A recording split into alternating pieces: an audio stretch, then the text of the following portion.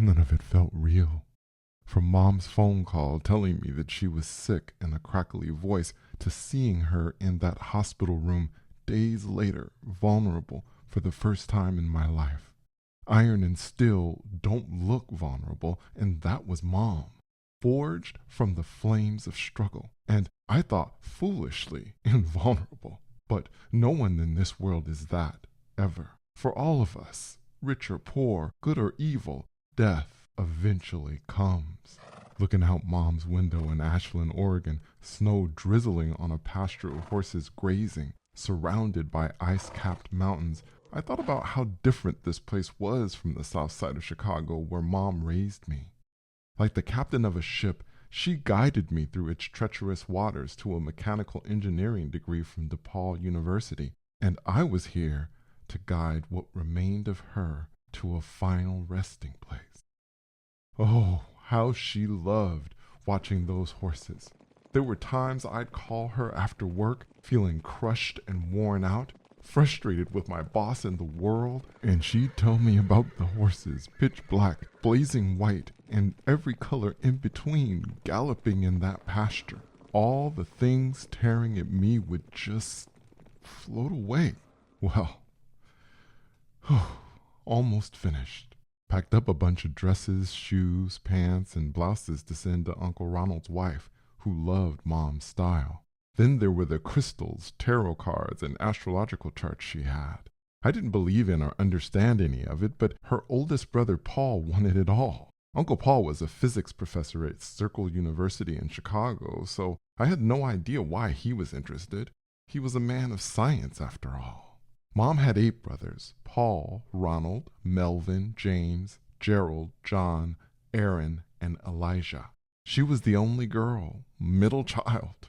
She told me stories about having to do all the chores and babysitting Ronald, the youngest. Back then, that was what little girls did, she'd say, and it was all they were ever expected to do.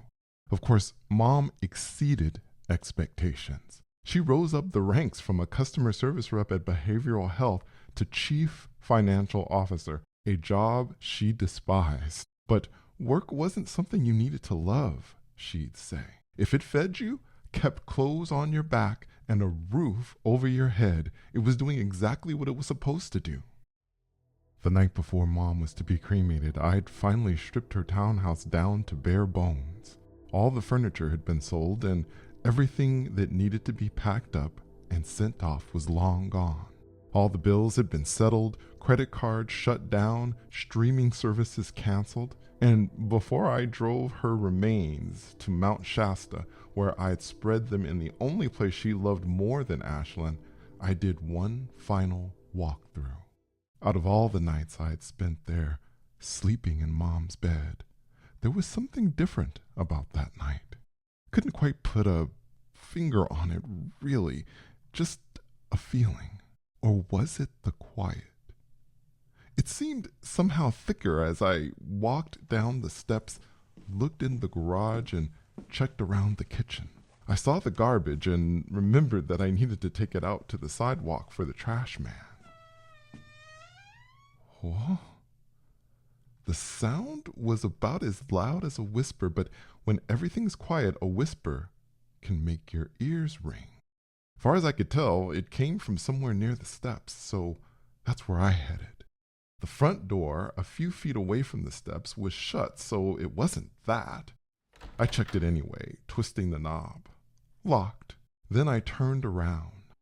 Near the staircase was the door to a small closet that I honestly hadn't paid much attention to before, and I noted that this door was cracked open. I've never been much of a horror movie fan. The relentless analytical brain in my head couldn't ever suspend disbelief, so I was always bored watching them. The townhouse was built back in the 70s, so it was old. Old buildings and houses make sounds, and sometimes doors creak open, and it has nothing to do with the supernatural. Still, as I reached for the doorknob, there was a tiny part of my brain that wondered if someone or something would jump out at me. It didn't. I opened the door and saw nothing, no clothes, shoes, or monsters. I was sure I must have gone through it at some point and pulled everything out, but I just didn't remember. Just as I was shutting the door, though, I caught a glimpse of something out of the corner of my eye, something that I hadn't noticed before.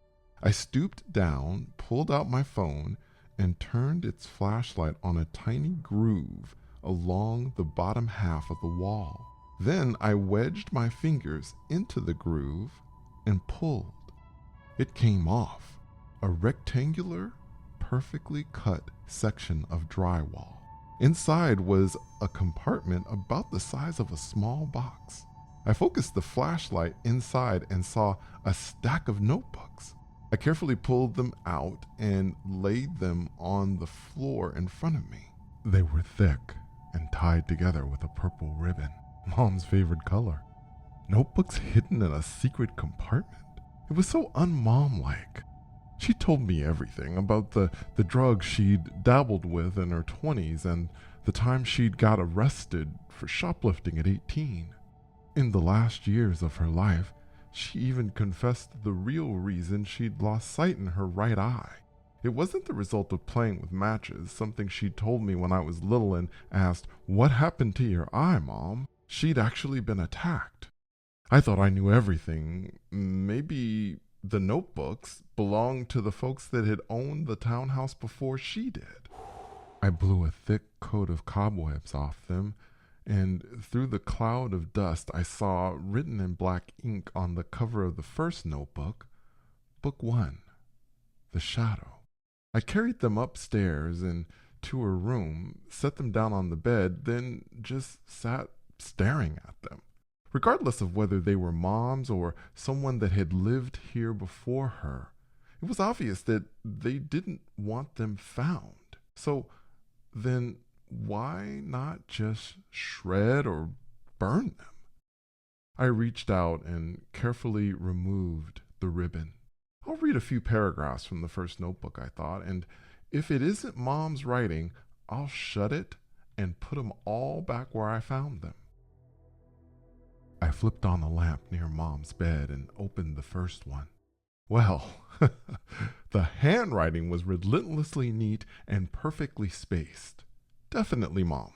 At the top of the page, September 10th, 1958. My name is Lucy, and if you're not me, stop.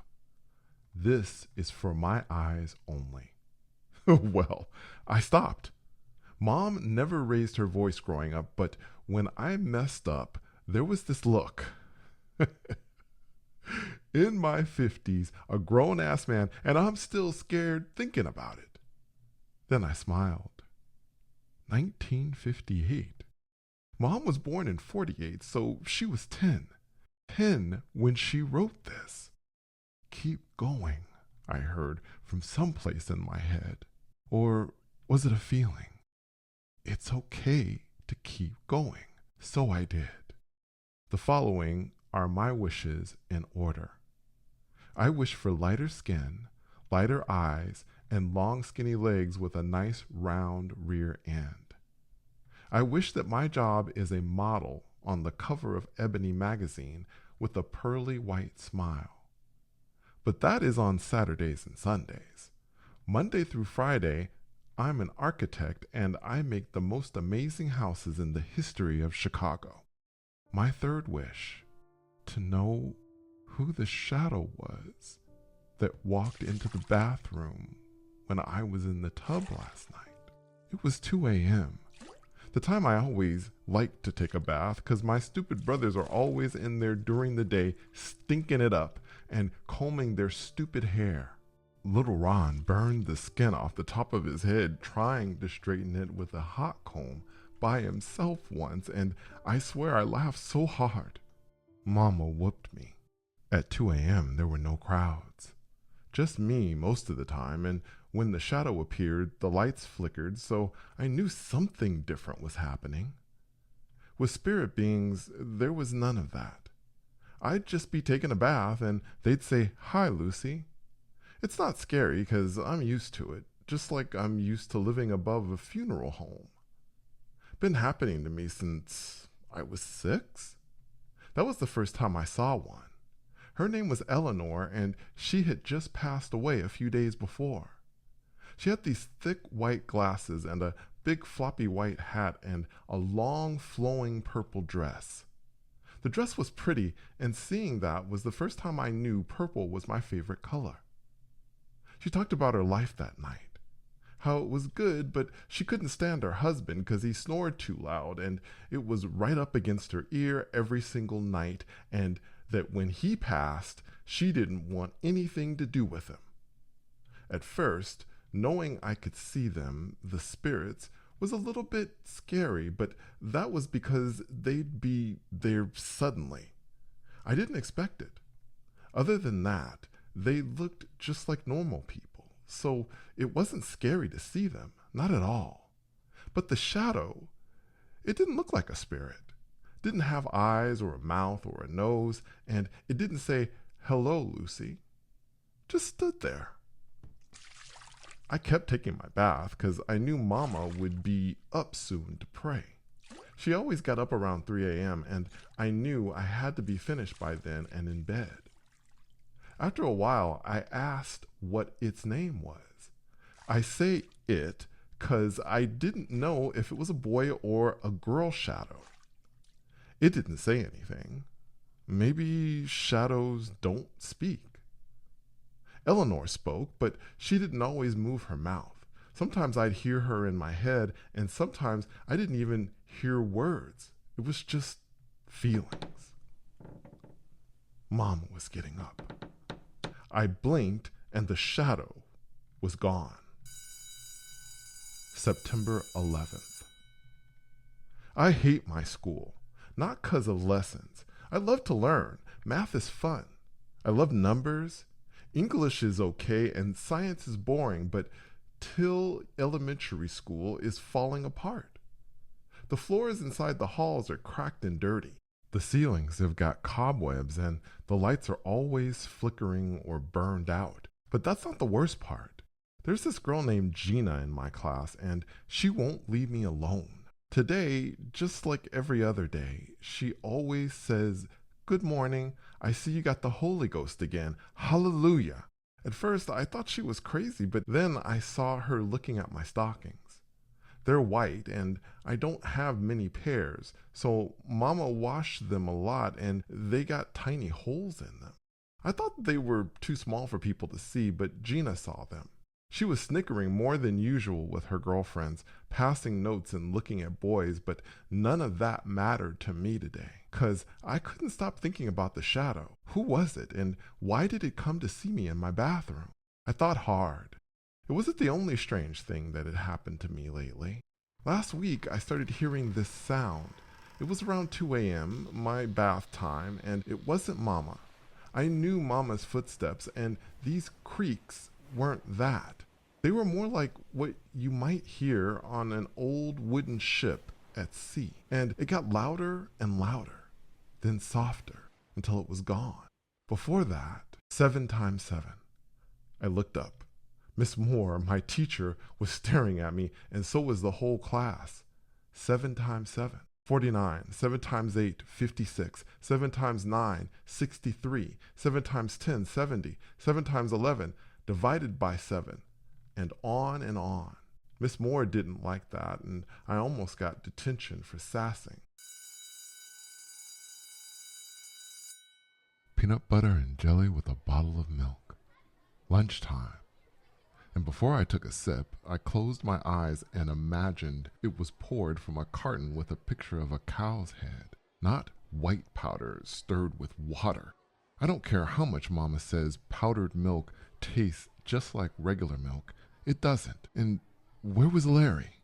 I didn't see him, and he always came by my table. It's why I sat alone and prayed no one else would sit with me. Larry was in 6th grade and he loved talking about two things: Martin Luther King Jr., the civil rights activist, and poetry. These were things I didn't think much about, but I cared when Larry talked about them. I liked how his face got. His skin was like beautiful burnt toast, but I swear it lit up when he read a poem or talked about reading a book that I never heard of. I liked how he took his glasses off when he was serious about something, like the way black folks were treated in this country. And I knew he was the only one I could talk to about the shadow. Right before I met him last year, his daddy passed away from cancer. It was 2:50 p.m., 10 minutes before class was over, and this tall man with a gray beard and smiling eyes was suddenly standing by my desk. I was used to them coming to me in my bathroom, but I'd never seen a spirit at school. And I knew what he was because nobody else saw him, and spirits have this way about them. Hard to explain if you've never seen one. You just know.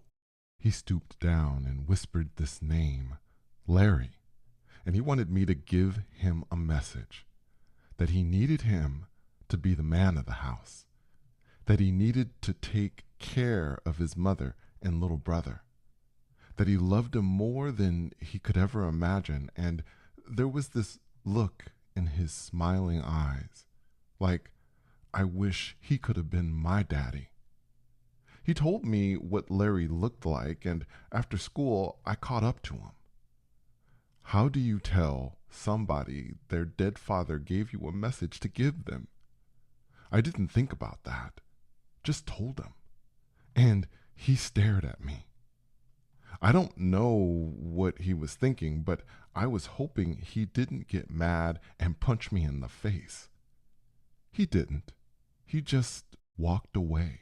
For weeks after that, if I saw him in the hallway, he didn't look at me, didn't say a thing. Then, on a Friday, I think, a hot Friday right before summer break, he sat at my table at lunch and started talking. If you can't run, walk. If you can't walk, crawl.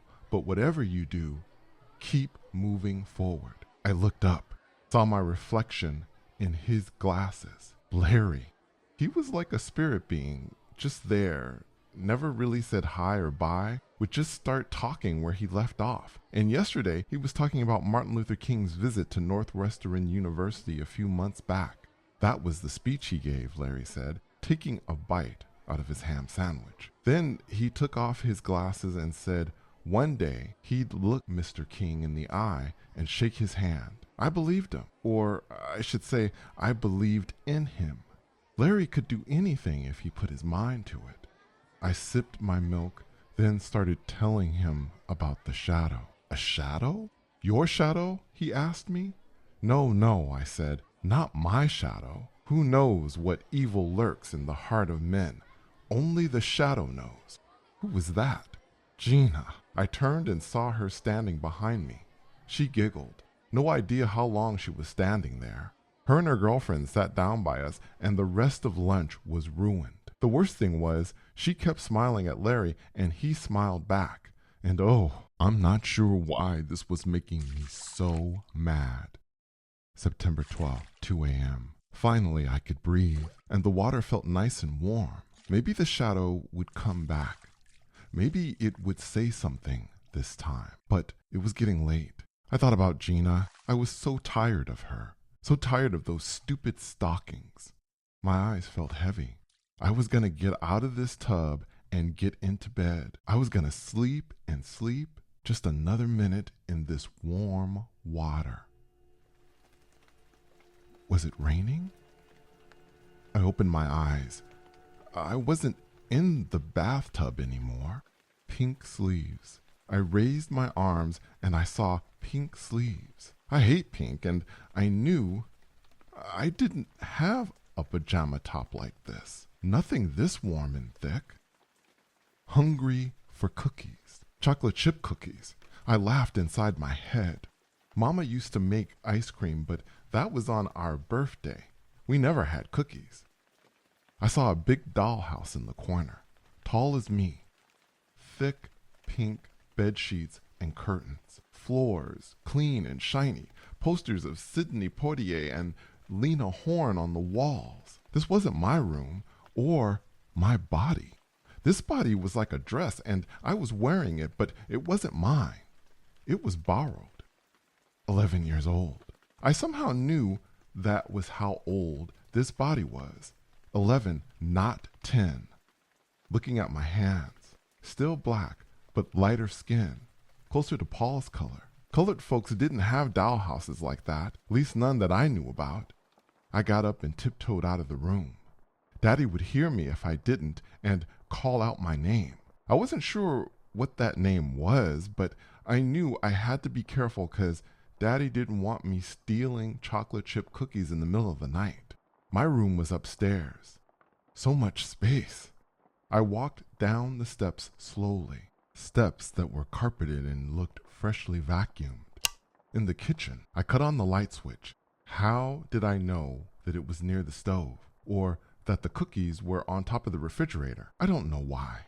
I just knew. I pulled the chair from the table and used it to reach the cookies. I took 3. Then I opened the refrigerator and the first thing I saw was a bottle of milk. Glass bottle. Clean. Unscrewed the cap and I smelled it. My God and Heavenly Father. I sipped it. Tasted like heaven. Oh, Daddy was up. I had to hurry. Grabbed a glass, poured the milk, spilling a few drops on the counter, then walked fast as I could toward the stairs. I didn't see him. Daddy must have gone to the bathroom. One step at a time. I was gonna make it.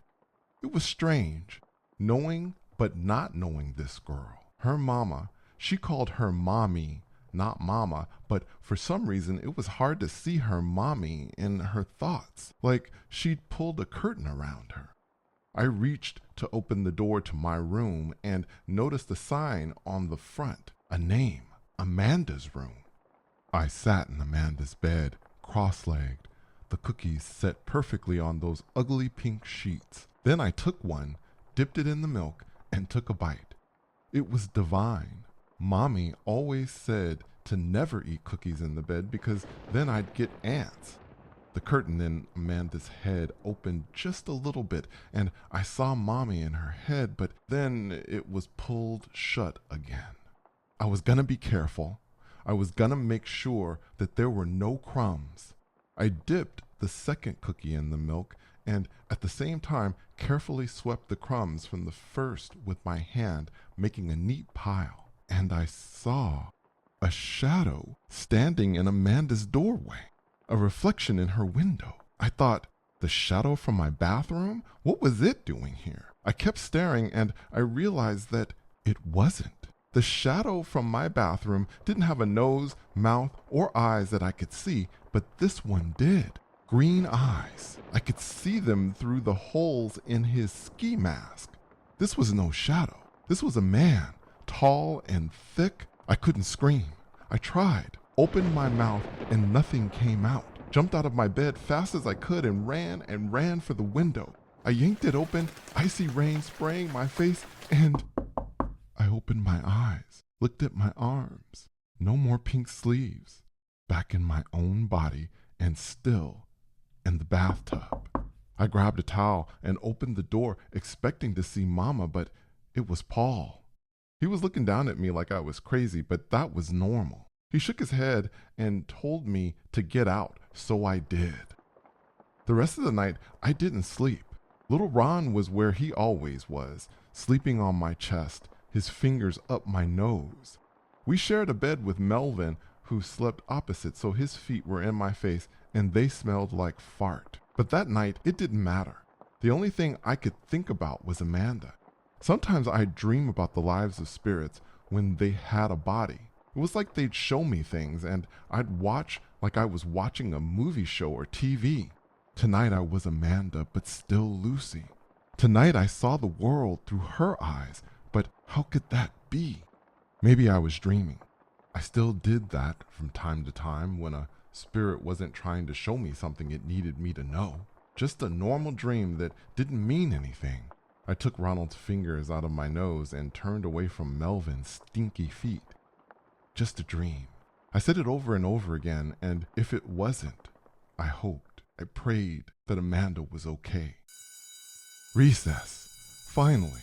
I tried to concentrate on my schoolwork, but I couldn't get Amanda out of my head. I needed to know if what I saw was a dream or something else. In the morning, I listened to the news on the radio, but they didn't say anything about it. But then I thought about Larry. He got the paper delivered to his house, and he read it every morning before he went to school. A girl being attacked in her own house. That would make the paper, wouldn't it?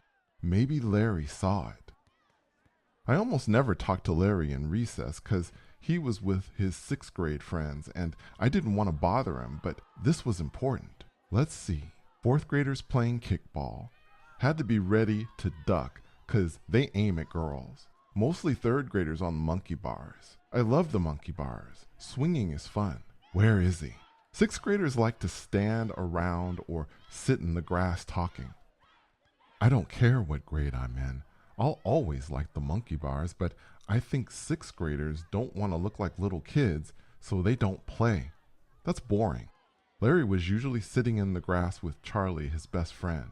Then I saw him, and he was sitting alone reading. I know what the caged bird feels, alas, when the sun is bright on the upland slopes, when the wind stirs soft through the springing grass, and the river flows like a stream of glass. When the first bird sings and the first bud opes and the faint perfume from its chalice steals, I know what the caged bird feels. He looked up and smiled, then asked me if I knew who wrote that. I didn't. Paul Dunbar wrote that, he said. Beautiful, isn't it? I didn't know who Paul Dunbar was and didn't understand Bud Opes, but it was pretty. Then it all poured out of me. Everything about the shadow and the dream, vision, or whatever it was, and he listened.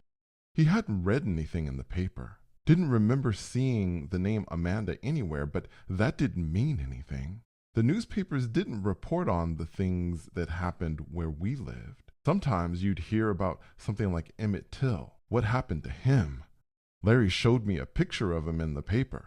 Emmett Till was in a casket in his face, or what was left of it. I couldn't stop seeing it. Larry looked like he just wanted to jump up and run away after I told him what I saw. He was used to me talking about spirits, but this was different. He took off his glasses, rubbed his nose, and started picking at the grass. Whatever happened, if it happened, didn't happen around here, he said. We don't have houses like that. But Chatham does. So does Hyde Park. Didn't know much about Hyde Park, but I heard about Chatham. The colored folks out there owned businesses, and the houses were really nice. But how many houses were there? Hundreds? I didn't know what the house looked like from the outside. No address. And even if I could find it, what could I do? Blind in one eye, I walked with a cane. Maybe it was just a bad dream. Larry put his hand on mine and squeezed. He agreed. I looked down at his hand and he pulled it away really fast. Then he read me more of that poem and the bell rang. Why did my hand tingle when he touched it? That's what it felt like. A tingle. Anyway, I'd just have to put Amanda out of my mind. That's all. September 13th, 2:01 a.m. Afraid to shut my eyes. What would I see? Had anybody ever created a purple house with triangle-shaped windows and a black front door? This house would have 10 floors and be the tallest one in the neighborhood, the tallest in the world, and if I made it, who would live there? Amanda. I was in the middle of thinking about this beautiful mansion, and she stepped in front of it. If I closed my eyes and remembered really, really hard, I could see her reflection in that window. She had good hair. It wasn't nappy like mine. Wasn't the kind you needed to straighten with a hot comb. It was natural. And her skin was light caramel chocolate. Leave me alone, Amanda. Leave me alone. I shut my eyes, and when I opened them, the bathroom light flickered. The shadow was standing next to me in my bathtub. Hello, Mr. or Miss Shadow. That sounded stupid. I needed to give him or her a name. Since you don't like to talk, or maybe you can't, can you nod or shake your head? Nodding is yes, and shaking your head is no, just in case they don't have that where you come from. The shadow didn't move, didn't speak, just stood there.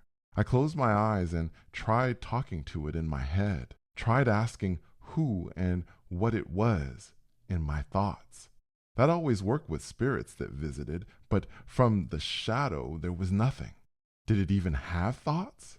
If it didn't, it was lucky. I wish I didn't have them, 'cause Amanda wouldn't leave mine alone. Do you know what happened to Amanda? I wasn't sure why I asked the shadow that question.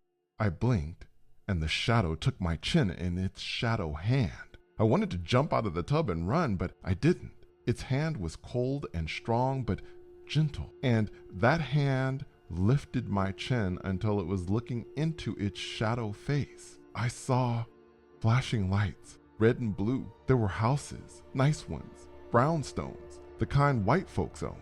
Those red and blue lights, they were coming from police cars, and there was yellow tape around it. Crime scene, do not cross. And I was seeing all of this like you would see a movie show, but seeing it through the shadow's face. Policemen walking out of the house and down the steps. They were carrying someone out, someone tiny, someone covered head to toe with a sheet.